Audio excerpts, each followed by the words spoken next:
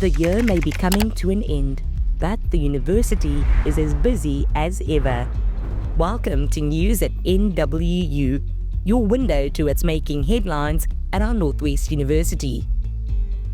The university rewarded its exceptional staff during the annual NWU Excellence Awards ceremony, which took place in Potchefstroom on 21 November. More than 130 staff members received recognition for their outstanding contributions in teaching and learning, community engagement, and research and innovation, respectively.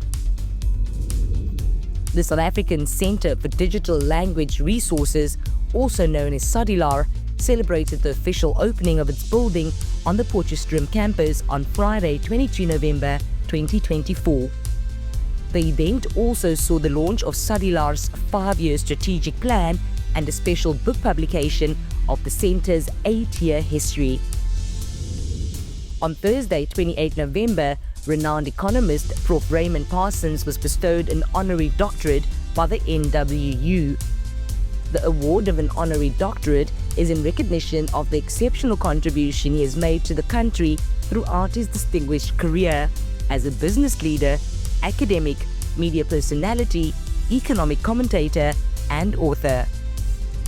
On the same day, the NWU, through its convocation, held a public lecture that featured Professor Bonang Mohale, Chancellor of the University of the Free State, as guest speaker.